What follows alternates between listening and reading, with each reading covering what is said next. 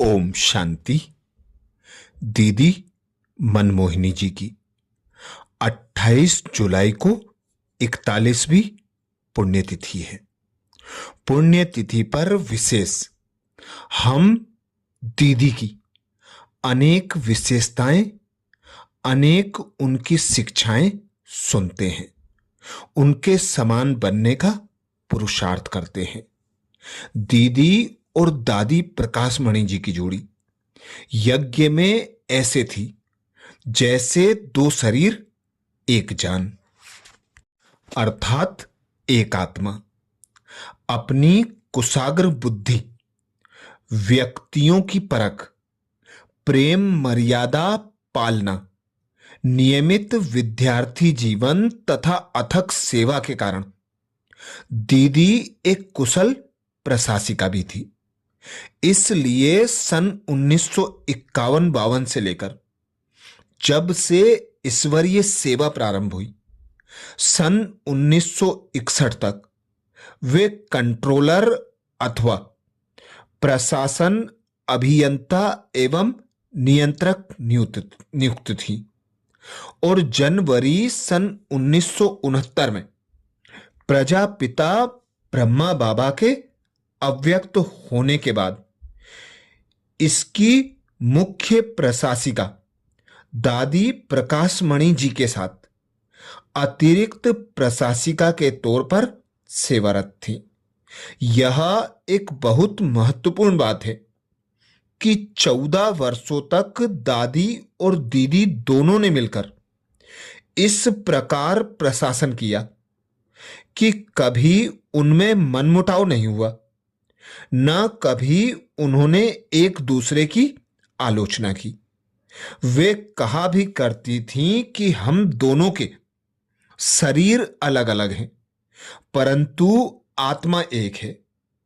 उनके इस मंतव्य और घनिष्ठ स्नेह को देखकर लोग दंग रह जाते थे। इन दोनों के कुशल प्रशासन में परम पिता परमात्मा शिव के प्रशिक्षण एवं संरक्षण में ईश्वरीय विश्वविद्यालय ने दिन दुगनी और रात चौगनी उन्नति की, जिसके फलस्वरूप सन 1983 से पहले इस ईश्वरीय विश्वविद्यालय के विश्व भर में लगभग 1150 सेवा केंद्र और उपकेंद्र थे।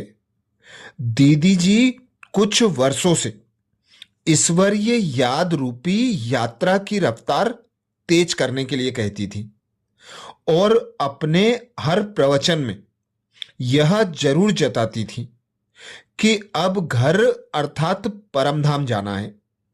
इसलिए वे पुरानी बातों को भूलकर हल्का होने, दूसरों के अवगुण न देख गुण देखने और नित्य निरंतर श्रीमत अनुसार चलने की बात जरूर कहती थी।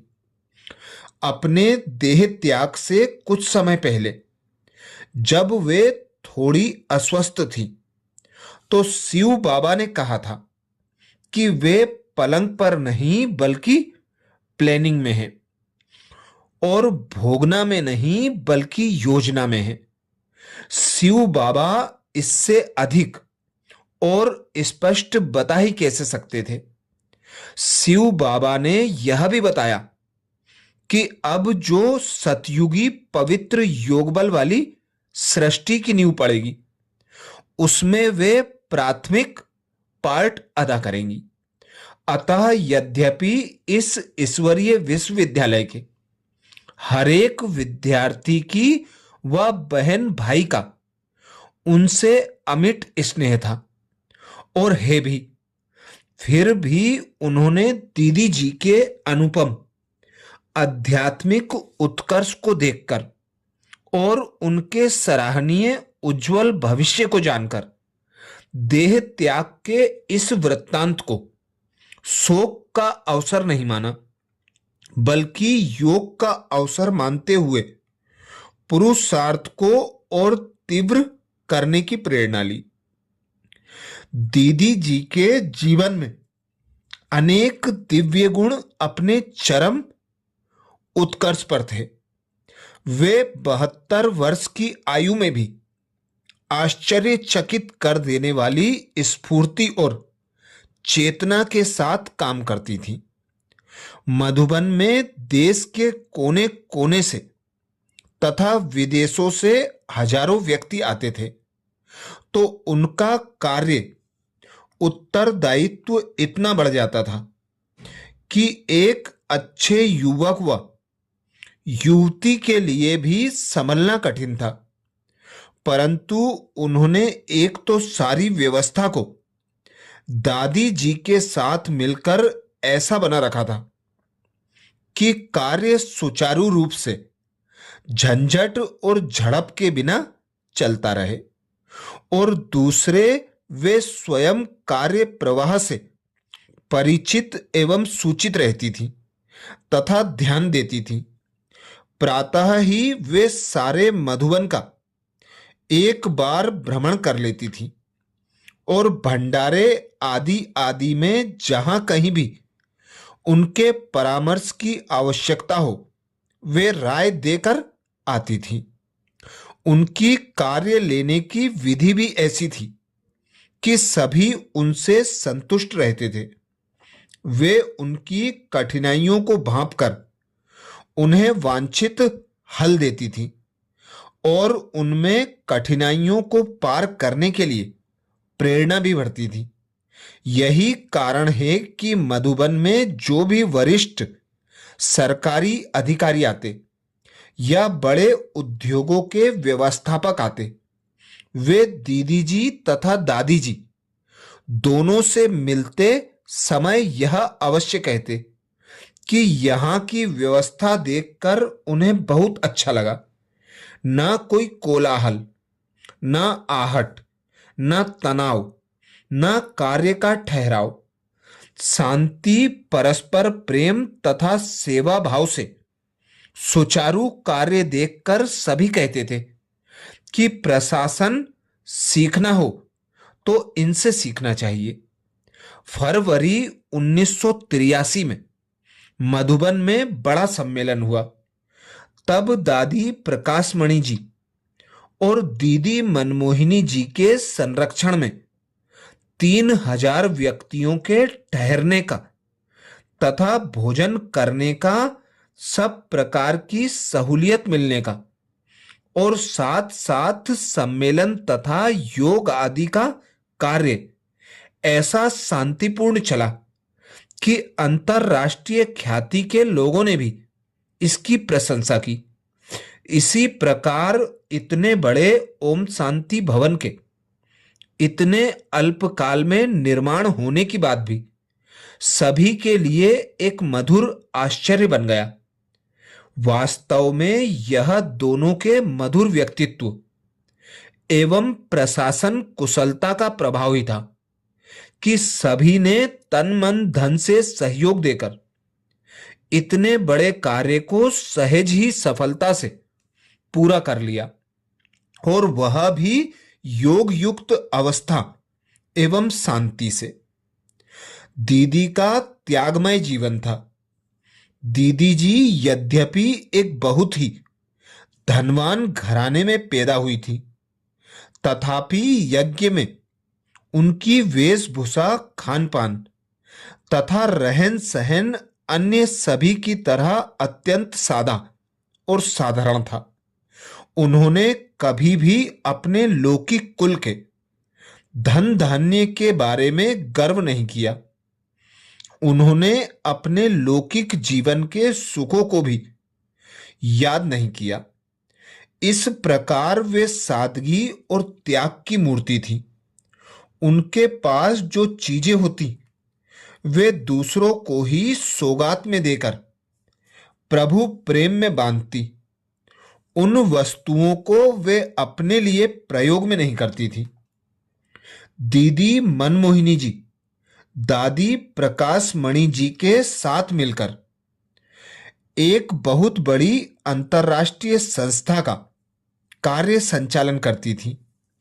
अतः उत्तरदायित्व के साथ उन्हें काफी अधिकार भी प्राप्त थे, परंतु उन्होंने कभी भी किसी से अधिकार या सत्ता के मद अर्थात अहंकार में नहीं बोला, बल्कि यदि कभी किसी ने मर्यादा अनुसार व्यवहार नहीं किया, तब भी उन्होंने उसे मातृवत प्रेम ही दिया, ताकि वह ईश्वरीय ज्ञान के मार्ग से पीछे न हट जाए। यदि कभी कोई किसी कारण से रुष्ट भी हो गया, तो भी उन्होंने स्वयं झुककर उसे स्नेह और सौहार्द से सींचा, ताकि शिव बाबा के साथ उस आत्मा का बुद्धि योग बना रहे और वह देहधारी आत्माओं से रूठकर कहीं योग मार्ग से विचलित ना हो जाए।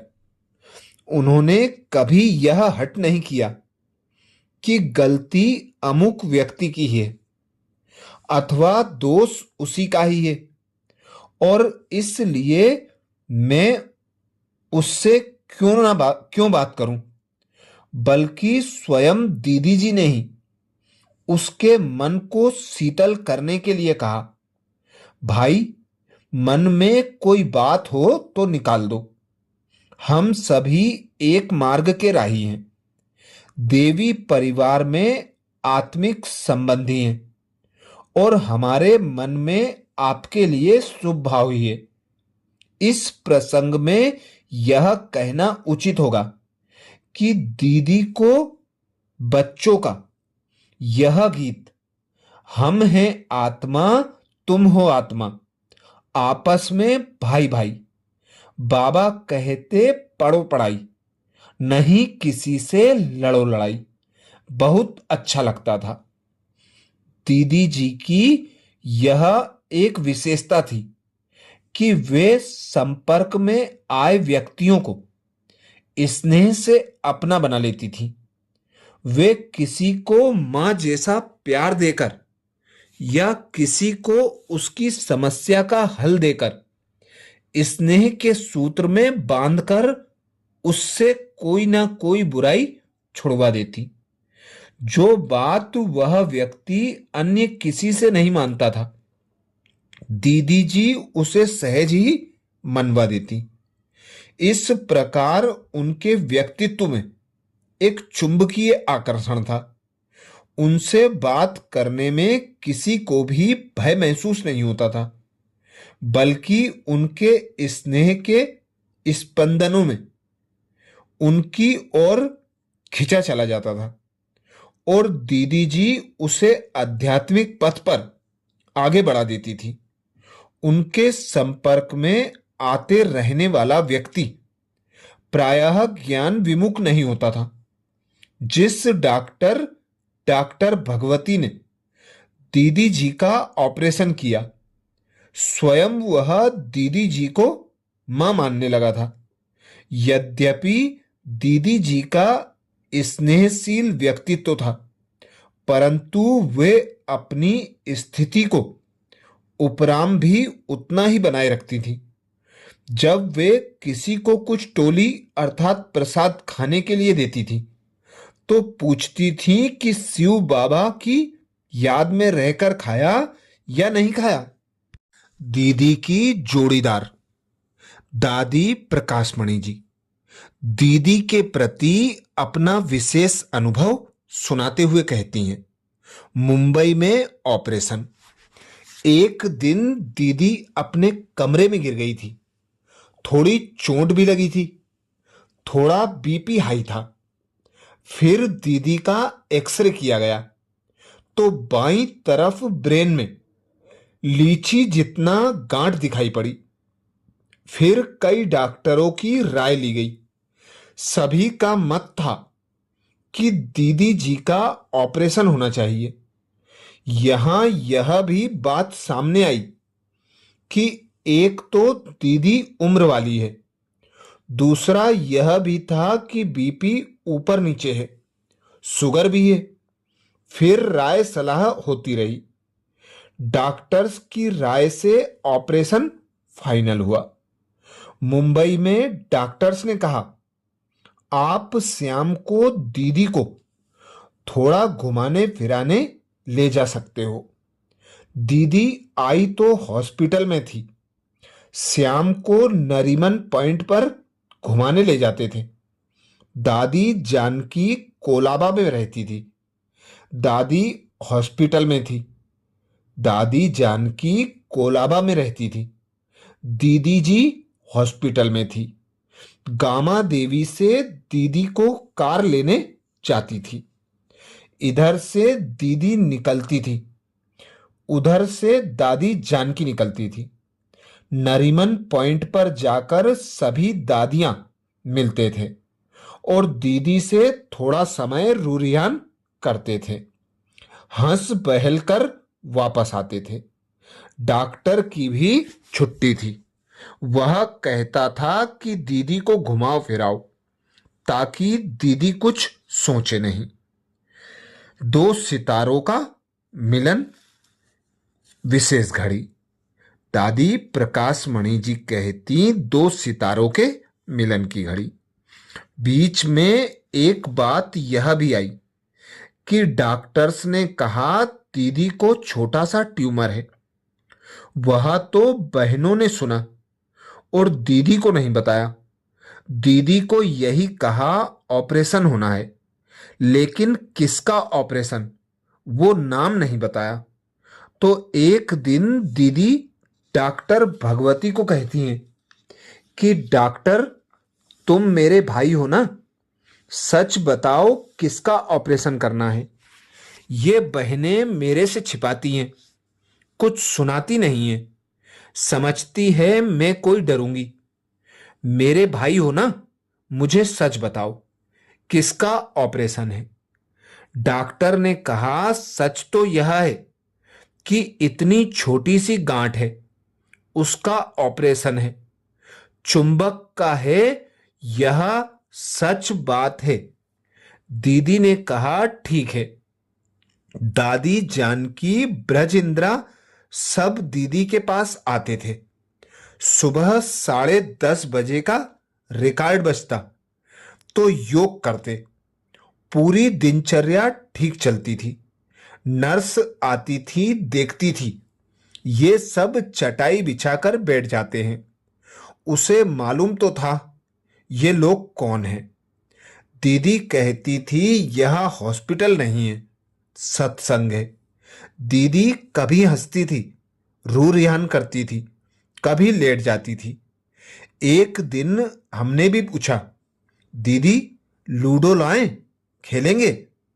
जब हम गई, वो 3 मिनट की सीन तो क्या बताऊं। जितने दीदी को प्रेम के मोती बहाने थे वो उसी घड़ी बहाए। बाबा ने कहा दो सितारों का मिलन होता है। वो दो सितारों के मिलन की घड़ी थी। बाबा ने ड्रामा में ऐसी विचित्र जोड़ी बनाई जो सभी कहते शरीर तो दो हैं पर आत्मा एक है। प्रैक्टिकल ऐसा भी है भी। नेचुरल मिलने की घड़ी भी में भी ऐसे रहा। फिर गुलजार बहन, निर्बेर भाई, जगदीश भाई सब पहुंचे दीदी से मिलने। दीदी की गोद में बैठे। दीदी ने कहा तुम लोग तो बच्चे हो, आओ बैठो। ऐसे मिलकर हम सभी हल्के होकर बैठे थे। दीदी हल्की हो गई, हर्षित चित्त हो गई। श्याम को हम घूमने भी गए। बाबा स्पेशल मिलन मनाने आए। फिर एक 5 मिनट की प्राइवेट बात सुनाती हूं। क्या? हमने कहा गुलजार, बाबा को कहो 2 मिनट मिलके जाएं, प्राइवेट में आए। तो दीदी तो बाबा की लाडली थी। बाबा बिल्कुल थोड़े मिनटों के लिए प्राइवेट कमरे में स्पेशल मिलने आए। दीदी से मिले, हंसे बहले। दीदी को बोले तुम तो मेरी स्पेशल बेटी हो, देखो तेरे लिए स्पेशल बाबा आया है। क्योंकि बाबा तो आता नहीं है ना यहां, खबर भी नहीं किसको। दीदी तुम कोई फिक्र नहीं करना, बाबा तुम्हारे साथ है। बाबा जो कहता है तुम नंबर 1 हो, तो नंबर 1 जो विन करेगा उसे पेपर तो पास करना पड़ेगा ना। तुम तो बाबा की गोदी में बैठी हो। ऐसे कहते बाबा हंसते बहलते रहे। फिर ऑपरेशन हुआ। ऑपरेशन के दिन तो मिलने नहीं दिया। अगले दिन हम गई। हमने कहा दीदी, तो दीदी ने आंखें खोली, देखा, मुस्कुराया, बोल नहीं सकी। तीसरे दिन भी मिलकर आई। मैंने कहा ओम शांति। दीदी ने धीरे से कहा ओम शांति। उस समय दीदी पूरी कॉन्सेंस में थी और तीसरे दिन थोड़ा जूस मुख से लेती रही। ऑपरेशन बिल्कुल ठीक हुआ। अच्छा, ये विशेष अनुभव दादी प्रकाशमणि जी ने दीदी मनमोहिनी के निमित्त सुनाया, जो मुंबई में ऑपरेशन के समय का है। अच्छा, ऐसे ही और विशेष आदि रत्नों के अनुभव, विशेषताएं और उनकी शिक्षाओं का मनन करने के लिए बाबा के चैनल को सब्सक्राइब करें। वीडियो को ज़्यादा से ज़्यादा बीके भाई बहनों को शेयर करने की सेवा जरूर करें। अच्छा, ओम शांति।